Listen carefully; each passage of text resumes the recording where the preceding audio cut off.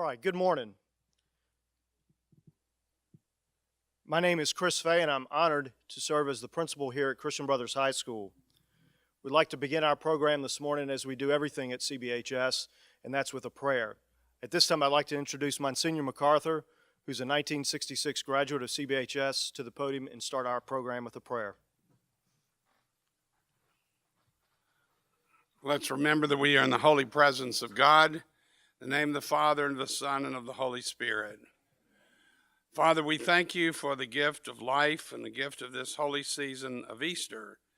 We proclaim the miracle of new life, that your Son, who took on our human nature, has been put to death but raised to life, and to give life to all of us who believe. It is a miracle in our midst to be able to live in this world, knowing that we're guided by that Lord, and to live with joy and peace and happiness despite the crisis that we face, to know that we can live forever.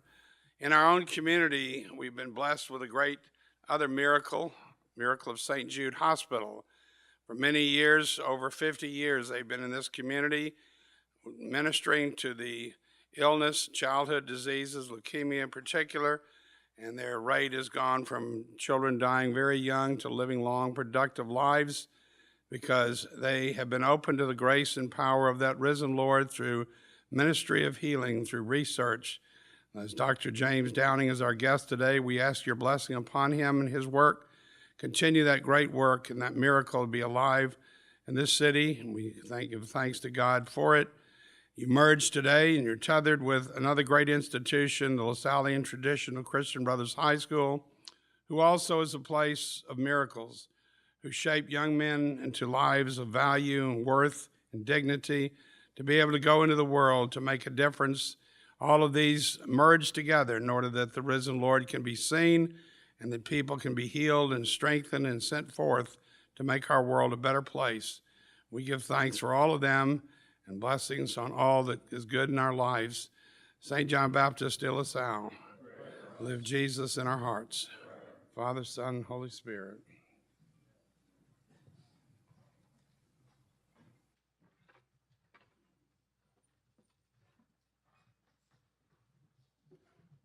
Thank you, Monsignor. On behalf of all of our faculty, staff, students, I would like to welcome you to our second installment of the FedEx Speaker Series here this morning.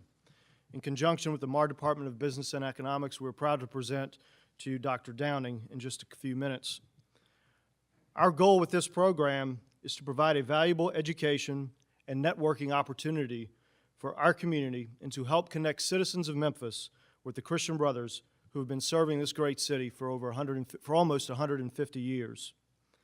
At this time, I would like to recognize and thank alumnus Mr. Sean Healy, who is the Vice President of Transportation, International Planning and Strategy at FedEx Freight. Sean, I'm sorry, he is out of town today, but Sean is very instrumental in providing the money and the funds that we need to have this great program. Sean and the leadership at FedEx have been instrumental in driving the thought process related to prioritizing STEM education, not just in Memphis, but all over the world. Partnerships between community education outlets such as CBHS and companies such as FedEx are helping to drive the development of a competitive workforce in our current and future economy, fully integrated with both science and technology. Officially branded in 2016, the Marr Department of Business at CBHS has established a program, first of its kind in Memphis, designed to expose and educate our students in a wide variety of business fields to help them discover their passions and plan for their future education and careers. Similarly, in science, technology, engineering, math, and medicine, our STEM program integrates our core curriculum with courses in biomedical sciences, computer science, and engineering, allowing students to earn college credit and hands-on experience to careers in the sciences and by shadowing local professionals and working in a collaborative workspace in complex projects. We have an extensive STEM program. Just yesterday, several of our students in our chemistry program won the Buckman Lab STEM Innovation Challenge. It was the 4th annual STEM Innovation Challenge.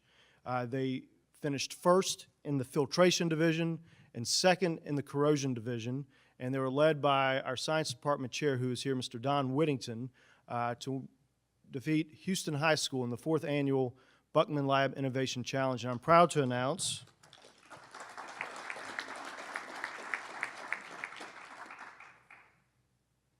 the winning team gets their choice of making a donation to the charity of their choice. And our team has decided that Buckman Lab will make a donation in their honor to St. Children's Research Hospital.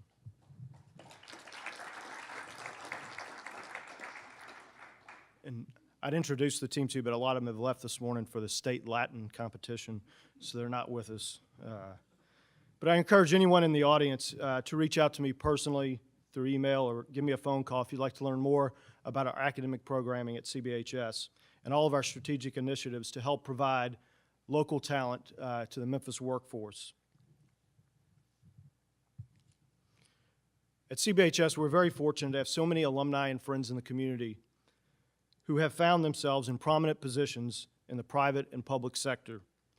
Many of these individuals volunteer their time, talent, and treasure to various nonprofit organizations. It's my pleasure to introduce to you this morning Dr. Frederick Harris, Jr., CBHS class of 1998, who will introduce our guest speakers. A native Memphian, Dr. Harris attended St. Louis School and then CBHS and went on to the University of Georgia, where he graduated Phi Beta Kappa and magna cum laude. Returning to medical school at the University of Tennessee at Memphis, did his residency and fellowship, and he serves as a gastroenterologist with Gastro One. Along with fellow Brothers boy Fred Gaddis, Dr. Harris has the distinction of serving on the board of St. Jude Children's Research Hospital. Now, I'm not sure if there's any other high school in the country who can claim a minimum of 2 graduates on this distinct board at St. Jude's, but we know that CBHS here in Memphis can do that. So please join me in welcoming back to Memphis Dr. Ricky Harris.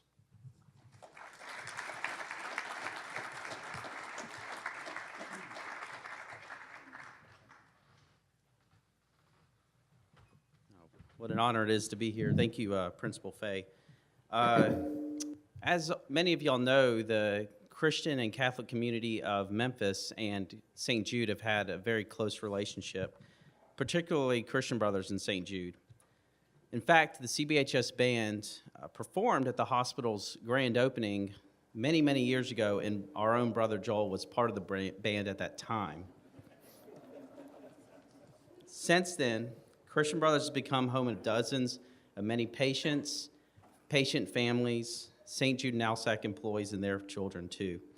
I'd like to ask any members of the audience who have been personally or professionally related to ALSAC or St. Jude to please stand up. And also anyone who's donated to St. Jude in their lifetime, please stand up. Hopefully everybody stands up. Wow. Give yourselves a round of applause.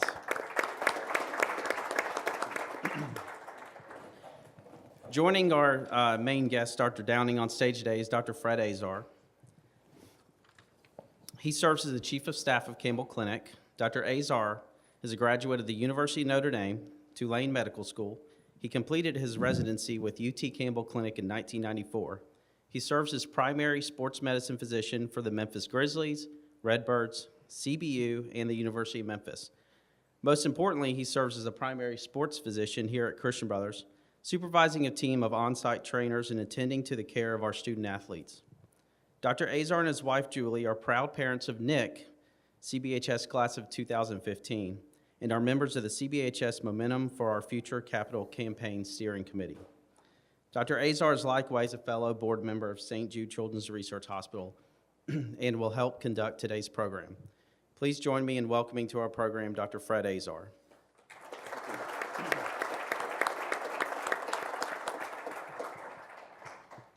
Dr. James R. Downing, MD, is President and CEO of St. Jude Children's Research Hospital. As architect of the new 6-year strategic plan, he is leading the expansion of St. Jude's clinical care and research programs in Memphis and around the globe, much of which you'll hear about today. A renowned leader in pediatric cancer research, Dr. Downing has focused his work on understanding the genetic basis of cancer and using that information to improve the treatment of children with cancer. For example, he was instrumental in launching the Pediatric Cancer Genome Project, which has sequenced normal and abnormal cancer genomes of more than 800 young cancer patients with some of the least understood and most aggressive tumors. This project itself made Time Magazine's 2012 list of top 10 medical breakthroughs. It's found groundbreaking discoveries in brain tumors, leukemia, a cancer of the peripheral nervous system, an eye tumor, and also ALS, which many of us know as Lou Gehrig's disease. The project has also produced new computational tools that benefit the broader field of genomic medicine. He was also one of the finalists for Time Magazine's 100 Most Influential People in 2013, much of it from this project itself. Dr. Downing is a Detroit native who earned his undergraduate and medical degrees at Michigan, opposite a Golden Domer today, I've noticed. He joined St. Jude in 1986 after training in anatomic pathology in Washington University in St. Louis and completed his fellowship in hematopathology at the University of Florida. Prior to taking the helm of St. Jude, Dr. Downing served as the institution's scientific and deputy director and as executive vice president in the organization. He became the hospital's 6th CEO in 2014. Since then, he's recruited faculty around the globe that other institutions, I can tell you as a board member, would be quite enviable of. He would say they came here because St. Jude is such a special place. But for my feeling, for the 30 years of his service here, he is one of the main reasons St. Jude has become so special. For his work, he has received numerous honors, including the Association of Molecular Pathology Award for Excellence in Molecular Diagnostics. He also, in 2013, was elected to the Institute of Medicine of the National Academy of Sciences. In 2016, he was named a Fellow of the American Academy of Arts and Sciences, which for us fellow physicians, I can tell you that these honors are beyond incredible. He serves on the Blue Ribbon panel to advise former Vice President Joe Biden's National Cancer Moonshot Initiative through the National Cancer Institute. On a personal level, he has been supported throughout his career by his wife, Maria. They are proud parents of 3 children, Melissa, Susie, and Michael, and have 4 grandchildren, Lucy, Charlie, Maggie, and Jude. Please join me in welcoming to campus Dr. Fred Azar and Dr. Jim Downing.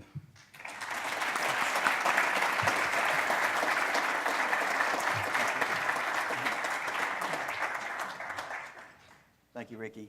Can you guys hear me in the back okay? So I also want to say that I'm honored to be here today to host this with Dr. Downing, and thank you again, Dr. Downing, for taking time to be here with us today. So we're going to cover several topics here in the next few minutes. I thought we'd talk a little bit about what's going on at St. Jude today. We could also talk about the research, patient care, the culture of St. Jude, and then also maybe get some advice from Dr. Downing. We've got 100 STEM students, I think, in the audience here, so hopefully he can provide some advice to the students. So I think you guys all recognize this iconic mark of St. Jude that you see. It's very recognizable. Without any words, everybody knows what it means. If you look under the words, if you look under the icon and you see the words about finding cures and saving children, you think about what that really means. When we go to a hospital, we expect to be treated at the hospital. We don't expect that hospital is going to actually do the research that leads to the treatments, to the protocols, and that's what St. Jude does. It's very unique. So it's a huge mission statement. So there are a lot of exciting things going on in that environment. So Dr. Downing, I just wonder what you think about every day. You think about here in 2018, what is most exciting to you that's happening at St. Jude right now? Well, first, I'm so pleased to be here and be able to spend some time talking to you, and it definitely warms my heart to see everybody stand up when you were asked, have you donated to St. Jude? Second, it's not often you'll see a graduate of Notre Dame and Michigan on a stage if they're not fighting, and so good to have a fellow... September. Yeah, that's right, September. Yeah. Just put it in context. So I've been at St. Jude 32 years. I came when it was a very small organization. I didn't know a lot about it. But I read that mission statement of St. Jude to advance cures and means of prevention of pediatric catastrophic diseases through research and treatment. And that was a mission statement that was set up 56 years ago. And it struck me at that time, 32 years ago, that here's a very different organization, one that in its mission statement, it put research, the word, before treatment. And it was at the core of what it did. And I remember walking through those doors that first day and realizing this is a different place. This is different than any other medical center I had ever been at. And then as I reflected on sort of when St. Jude was established, it was established at a time when they stated that mission. And they said, we're going to go after catastrophic diseases. And they chose acute lymphoblastic leukemia, the most common form of pediatric cancer. And at that time, it was almost uniformly lethal. Every child that walked through those doors at St. Jude was going to die. Yet they opened up and said, we're going to figure this out. And so if I had come down with acute lymphoblastic leukemia as a child, I wouldn't be here today. But today, if a child walks through the doors of St. Jude Children's Research Hospital, 94% chance for a cure if they have a diagnosis of ALL. So in a single generation, from uniformly lethal to disease, it's almost every patient is cured. And much progress across many other forms of pediatric cancer and sickle cell disease and immune deficiencies and a variety of other diseases, all from the culture that was created and the people that were recruited and that focus on research and treatment. So if you think about it today, and as I was taking over as CEO, I thought long and hard about this. So today, the cure rates for pediatric cancer are 80%. 80% of the children diagnosed with cancer will be cured. So great progress. But then if you think about that, that's 1 in 5 children that walk through the door of St. Jude Children's Research Hospital are still going to die of their disease. And so what are we going to do about that? How do we advance cures for those incurable pediatric cancers? And for those children that we cure, how do we make it so that the treatment causes as few side effects as possible so that they have the most productive life possible for the rest of their life? And so those are the major challenges. And then if we think about the world, we've always said we want to disseminate our information. We want it to be used everywhere across the globe. And so in developed countries, 80% cure rate. But if you take children everywhere in the world, all developed countries, all undeveloped countries, low and middle income countries, and put them together, and then ask what's the cure rate for pediatric cancer? Less than 10%. 90% of the children in the world with cancer are going to die. And that's the problem in front of us. And that's the problem that I felt as St. Jude Children's Research Hospital. We had to take up that challenge. Governments weren't going to take it up. Other institutions weren't going to take it up. The NCI, National Cancer Institute, couldn't address it. Gates is not working on it. St. Jude needs to work on that. So we developed a strategic plan. And what's most exciting, I think, is, this plan is a 6-year strategic plan. We're at the halfway point. We're 3 years into the plan. And the whole focus of the plan was let's accelerate progress. Let's use the resources, the intellect, the financial resources, the science that's going on the St. Jude campus, and let's accelerate progress across the United States, across all developed countries, and across the globe. Let's sit as the catalyst to bring people together everywhere in the world to address pediatric cancer and other catastrophic diseases. So part of our strategy, let's have more patients treated on campus. So increase the number of pediatric cancer patients that come into St. Jude by 20% over that 6-year strategic plan. Let's increase the staff by over 25%, the faculty and the staff across the institution. Let's enroll more patients on our clinical trials where we learn. Let's enroll them not only on campus here in Memphis, but let's set up networks of collaboration across the United States and across other developed countries. And let's stimulate fundamental basic research, because that is where every discovery comes from. It's understanding how normal cells work. It's understanding how they go wrong in disease and how we might be able to use that information to figure out how to better diagnose, risk stratify, and ultimately treat and cure children with cancer. So it's a broad sweeping sort of plan across the organization, but one that is bringing great excitement. New proton beam facility, so using a new kind of radiation therapy. On on the basic side, developing a structural biology department that'll be world-class to actually go and define the structure of molecules within the cells and how those molecules associate to form machines in cells that control the development of a cell and the proliferation and how mutations in those actually lead to cancer. And then develop the best precision medicine program in the world.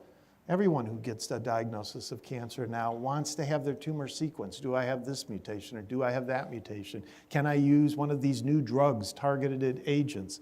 Well, we've done more at St. Jude than any institution to really lay out the landscape of mutations in pediatric cancer, and we've learned great insights. And now we do that on every single patient that comes into St. Jude. And on Monday of this week, we announced the St. Jude Cloud. And so we have all this data, but it's hard to get at. It's hard for people in other institutions to use. You have to have a high-performance computer facility to use it. So very few institutions have that. And so we said, why can't we make it in a format that everybody can use it? And that in fact, people who aren't sophisticated in computers can go to the site and use it. And so we created the St. Jude Cloud in a partnership with Microsoft and DNA Nexus. We opened it up on Monday, announced it at a meeting. Over 1,000 people came to it the first day we announced it. And it allows all of our genomic data to sit up in the cloud. And as you heard, we sequenced over 700 patients as part of the Pediatric Cancer Genome Project, but we put 5,000 patients up there in the cloud already, 5,000 whole genomes, and within 12 months we'll have 10,000. And we put all our tools up there, and so it is a way for individuals across the world to access that and to use it to catalyze their research, and not only in pediatric cancer, but in all diseases. And so, the Lou Gehrig's disease, the data was used to identify the mutation in a pediatric form of that disease, and now that's able to be used to help diagnose those patients. So great excitement. Probably more than anything, what I'm most excited about is the people that we have at St. Jude. We've recruited in many new leaders, and we have a workforce that is second to none. And it is those individuals that really drive what we do at St. Jude. And if you ask patients, what is it about St. Jude, that they like? And what they like about it is the smile on the employee's face, the hope that they see in those employees, whether they're the nurses or the scientists or the physicians or people that are cleaning the facility or serving the food in the cafeteria. It's that everybody knows the mission and they smile. And they give hope to those children that are coming into the institution. So a lot to be excited about. There's a lot. You touched on a lot of things there. I think that I'd like to ask you, you mentioned the Genome Project. You also mentioned the proton beam. As I think back about the past several years, those have been two huge initiatives. Yeah.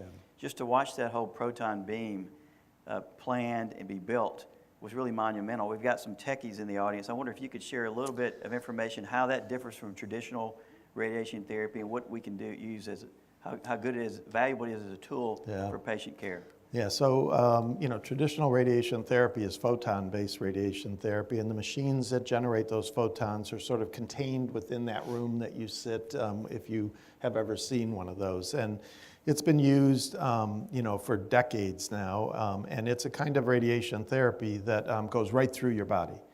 So the particle goes through and doesn't slow down. And so if you want to concentrate it on a tumor, you have to sort of rotate the beam around the tumor, let it come from many different angles so that it coalesces onto the tumor. But there is that scatter of radiation surrounding where that tumor is. And so normal tissue gets radiated. Gets less radiation than the tumor, but it gets radiated.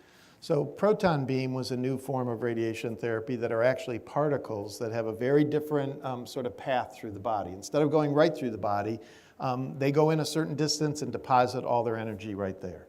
And so if you can calculate that distance, you can essentially deposit the energy into the tumor and minimize that radiation that's hitting the normal tissue. And so for children, that's a great accomplishment because that radiation of normal tissue, if they have a brain tumor, well, we're radiating their normal brain. And so they end up having cognitive difficulties, and they end up having developmental difficulties and hormone difficulties, and so many long-term complications as a result of that radiation therapy. And so we thought, let's see if we can get a proton beam facility. So there were new facilities Ours cost $100 million. And it takes a building. It's not just something you roll into a room. And so, we looked at much of the different technology that was out there, and finally, a number of years ago, said, we're going to do it. And so we built the only proton beam facility that is solely dedicated to children in the world, and it's a proton beam facility that has the smallest beam in the world. And so it was built in collaboration with Hitachi that really developed it. It is an engineering marvel, and so it takes full-time engineers and physicists and computer scientists and radiation oncologists and radiation dosimetry experts to run this facility.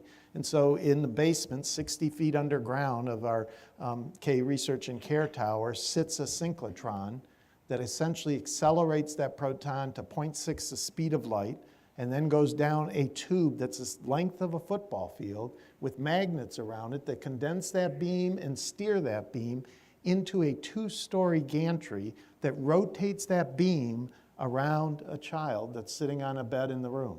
And so the only thing in the room is this bed and this beam coming out of the wall that rotates around with this 2-story gantry that rotates it. So the engineering in there is unbelievable. And every night it gets shut down and a team of engineers from Hitachi recalibrate and make sure it's running well. And then they leave in the morning, and then back to the team and the scientists and the computer scientists and radiation physicists calculating and simulating to be able to deliver that radiation to the children. So it is an amazing technological feat that is there at St. Jude. We've treated over 300 patients already, and our goal is to really establish the standard for using this therapy for pediatric patients with cancer. What's the best way to use it for brain tumors? What's the best way to use it for solid tumors? What's the best way to use it for Hodgkin's lymphoma and other lymphomas that can be treated with radiation? And so we're making great progress, and again, recruited in a number of new faculty members that are just world-class. And they came because of St. Jude and because of this facility, and realizing they can shape the field of medicine. Yes, truly an engineering marvel. So it seems that every time you ride by the campus, there's a crane in the sky. There's always something being built. And I know that early this year it was announced a $412 million research tower. Right. So obviously research is the engine that drives everything on campus. Can you tell us a little bit more about what's going to happen in those walls? So the Advanced Research Center is really a new research building that will house most of our basic research. So this is research that is initiated by our faculty. It has nothing to do with disease. It's to understand normal biology. But in the context of St. Jude, that normal biology rapidly sort of merges into, all right, how does it go AWire in a particular pediatric disease? It's a center that we designed to really facilitate cross-disciplinary interactions. And so we're going to have the Department of Neurobiology in there.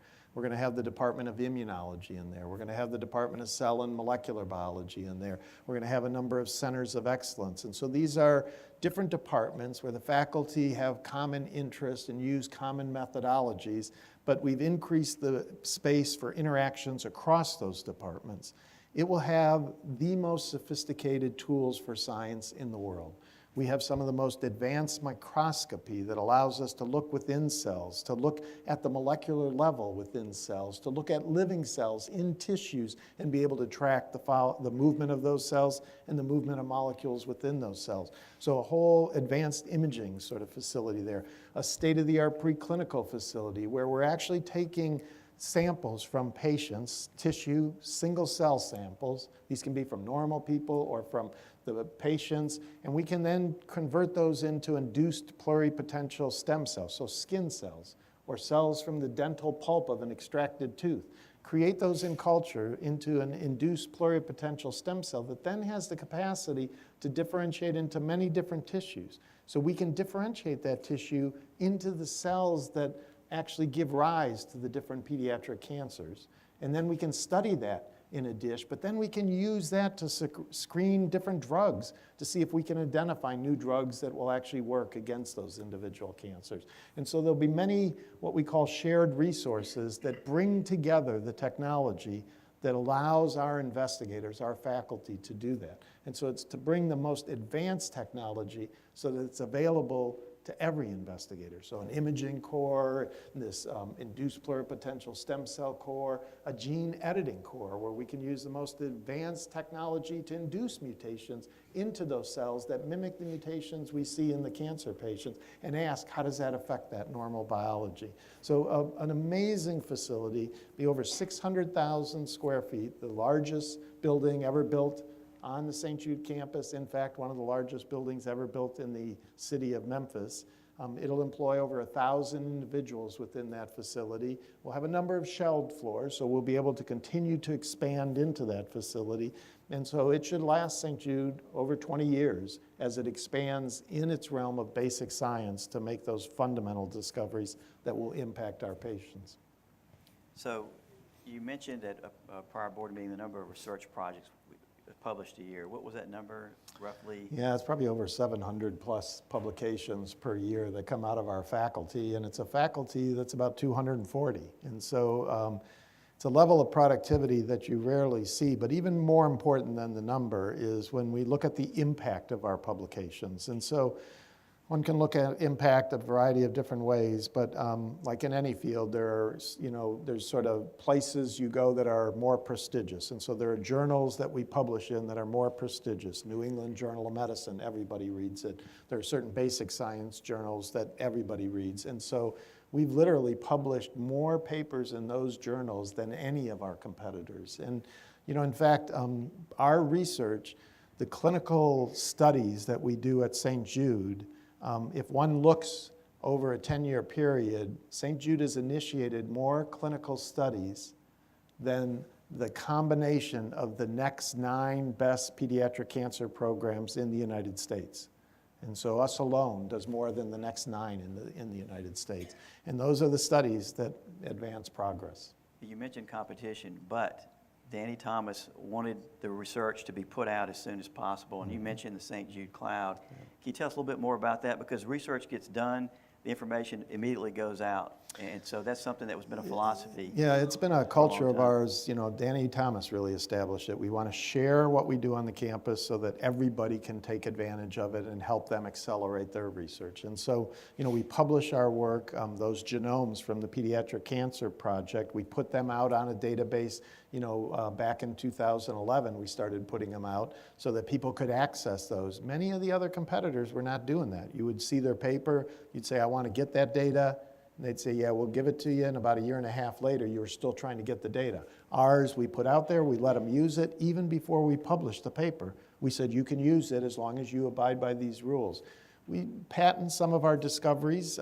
That's to really give incentive to pharmaceutical companies so that they can use those discoveries to accelerate their movement into actual drugs. But we try to share everything. And a key example was announced actually in November of last year. In pediatric solid tumors, so these are things like osteosarcoma or rhabdomyosarcoma or neuroblastoma, we really haven't made that much progress over the last 20 years. Over the last 20 years, survival rates have sort of been flat. And so about 10 years ago, our solid tumor program said, well, we need to figure out a better way to treat these patients. And what we need are models of these tumors that will allow us to more effectively screen through drugs and decide what is the best way to treat the patients. So we set up these models. We set up what are called orthotopic xenografts of primary pediatric cancer models and set up an entire repository of these and then characterized these at a level that nobody else would even dream of. Whole genome sequencing of the original tumor and the model to make sure nothing had changed. We then screened with many different potential drugs to see if they showed activity against those. And we're actually able to take some of those into the clinic, and they proved effective in certain pediatric cancers. And then we created what was called the Solid Tumor Network. And so we put all this into a repository with a website, and now anyone across the world can access it. And they can say, I want that tumor sample because I want to bring it into my laboratory and do it. And they can look at our data and say, well, I don't have to do that. You gave me all the data. Now I can do other drugs to see how it works. So we established that. Over almost 300 different researchers from across the world access that and use that before we even publish the study. And so in November, in the most prominent science journal in the world, we published that study, and since then, many, many more have come to use that. So it's, again, how do we take the resources at St. Jude and catalyze progress across the globe? We can't pay for all the progress that needs to be made, but we can take our discoveries and seed them out there and help other people move faster to make progress. So you're pushing the research out. The other part of this is patient care. Patients come to St. Jude. You mentioned, you touched on this earlier. They come to St. Jude, or they're being treated by St. Jude protocols elsewhere. There's been an international outreach program at St. Jude for years, maybe more than 2 decades, but there have been patients, St. Jude, for international patients since day one. Right. But you've launched in the past couple of years something called St. Jude Global. Can you tell us a little bit about the mission for that? So St. Jude Global, sort of, its origins are in what we call the International Outreach Program. And so that started 25 years ago, and the idea was, we know how to treat pediatric cancer, but if you go to a low or middle income country, the kids are dying. And so we started looking at certain low and middle income countries and said, can we go in a country where they have a stable government, they have a healthcare system so that kids are not dying of infectious diseases, good public health, and can we go in there and teach them how to treat children with cancer? And so we went into El Salvador. And in El Salvador, the cure rate for pediatric acute lymphoblastic leukemia was less than 20%. And it was well over, heading towards 90% at that time here at St. Jude. And so we went in there and we said, all right, let's train the nurses because they take care of the patients. Let's train the doctors. Let's train the hospital administrators because they need to know what infrastructure is required for those children. Let's work with the families so that they don't abandon treatment and figure an infrastructure that can get them to those clinics and get them to come back to those clinics for the entire course of treatment. And so with an investment of less than $250,000, over about a 5-year period, moved that cure rate from 20% to 60%. And so we said, all right, this is working. How do we actually do this other places? And we started expanding that through a twinning model where we would twin with a hospital in a country, and we ended up in 17 countries with 24 different programs in South America, Central America, in the Western Pacific, and in the Middle East. And so it was a great program. It was humanitarian. We were teaching them how to treat children with cancer, and we were learning from that. But it touched about 3% of the children with cancer in the world. And so as I looked at that, it became absolutely clear to me it was not scalable. We had done twinning, and it was almost like sticking your toes in the ocean. And we had stuck in 20 toes, but we hadn't actually jumped in. And so decided we need to revamp this, and we need to do this in a strategic manner. And our goal needs to be, in a relatively short term, touch 30% of the children in the globe. And in a slightly longer time frame, let's make sure children everywhere have access to quality care. And so even before I started as CEO, probably a couple of weeks before, I flew out to Boston because I knew who I needed to recruit to lead that program. And he was somebody who had worked at St. Jude but left, gone to Harvard, became a full professor at Harvard. He was doing great work there, but his deep passion was global. So I had lunch with him, talking about how we might restructure it, and together laid out a strategy that made imminent sense. And so I spent the next year recruiting him, got him back to St. Jude. He's been at St. Jude 2 years now. And so St. Jude Global is what this is changing into. And this is a purely strategic driven effort with those goals in mind. And so it has 3 pillars. We need to train a workforce. We need to train a global workforce. We can't train that global workforce. We need to train the trainers and have them train that global workforce. We need to set up regional collaborative networks so that they can learn from each other. And we need to teach them how to do clinical research, because the only way they can make progress is they can only deliver what's possible in the healthcare environment that they're in. And so they can deliver that today, but how do they continue to improve that day by day? And so the workforce has been a great effort of establishing the St. Jude Global Academy, establishing fellowships at St. Jude. We're in the process of developing a master's in global health. We've set up pediatric hematology oncology fellowships around the world that are locally driven, but we tell them how to train those physicians. We've set up networks around the world. So we have the Pediatric Oncology Group of the Eastern Mediterranean. Originally, it was just a clinic in Lebanon and an effort in Jordan, 2 countries.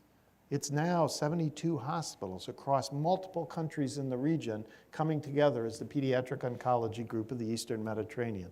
One in Central America, 2 in Mexico, and probably one of the most impressive, to give you the feel of how we can change the world, is in China. And so in China, their government said, we're not paying for catastrophic health care of children. If you have a catastrophic disease, you're going to die, because it's more cost effective for them just to ignore them and let them die.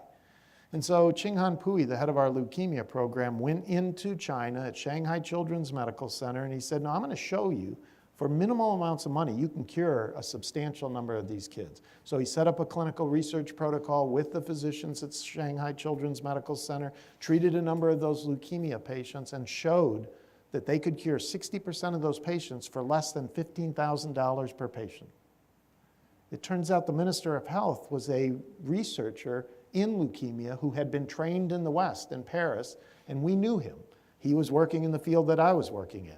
And so he heard this, and he changed the law.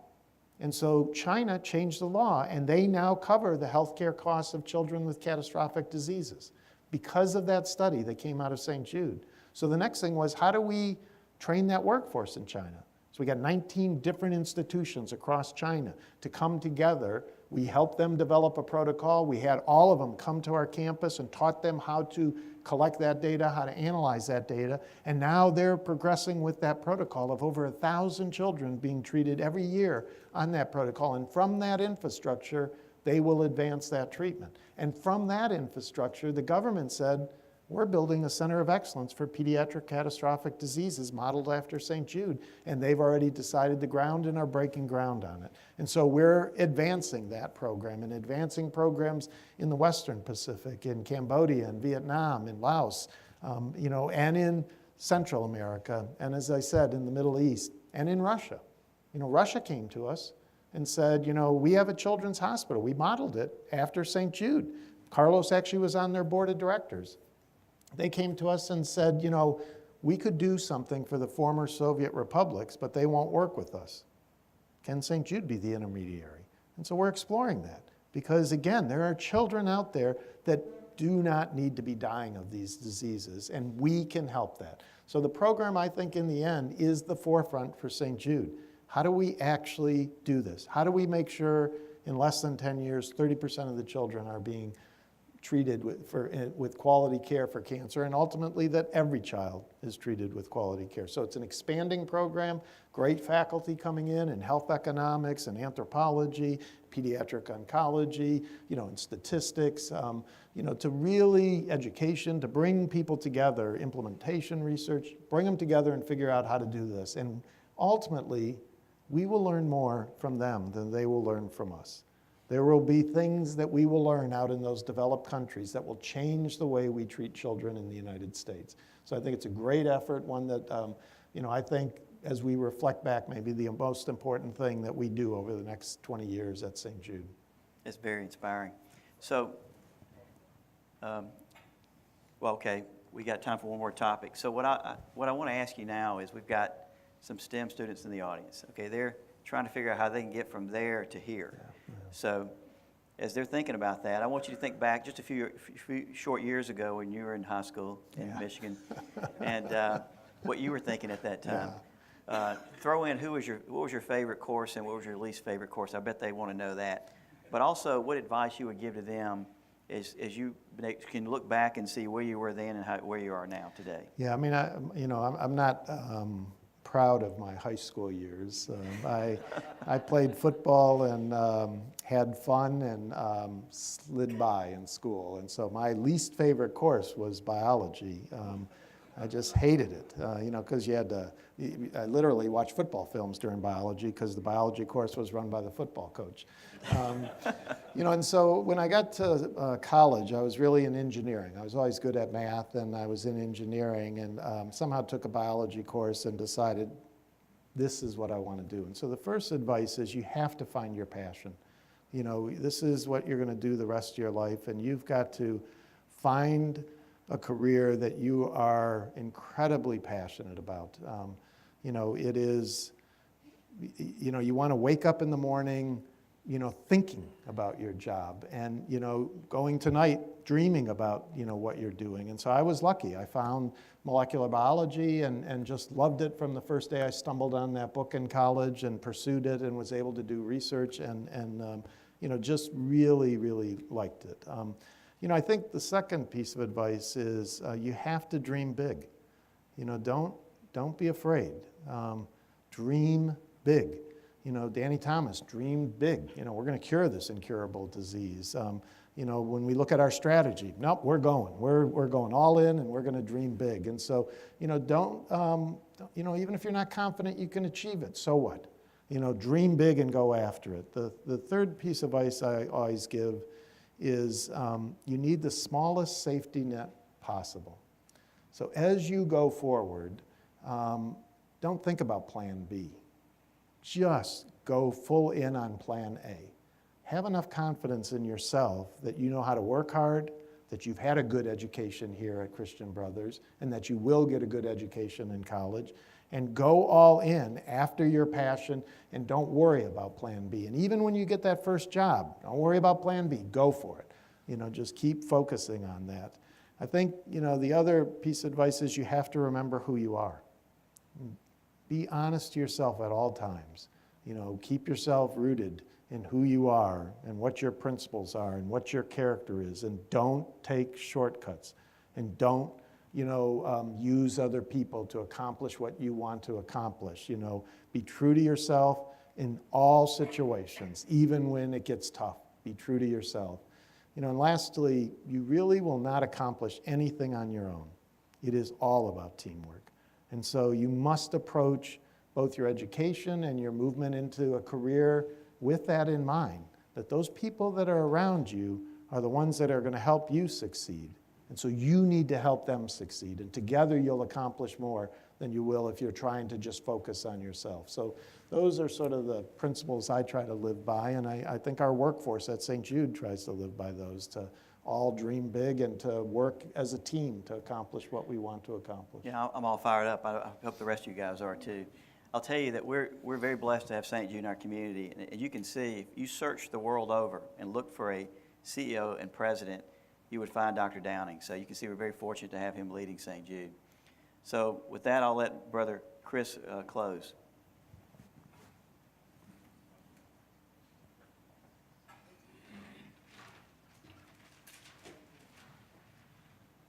First of all, I'd like to thank you. As good as you are at curing children and giving hope to them, you're also good at fundraising. It's very hard to get our names off the mailing list of St. Jude. In fact, I got an email from my niece. She is a St. Jude hero, and she lives out of town, but she said she'll stay over here at the house. She's going to come in for the marathon, so I'll get my credit card ready to go again for her. But it's a very wonderful event, and I look at Campbell's Clinic, St. Jude, and Christian Brothers just as being bright spots, educating, and we're partners in this city.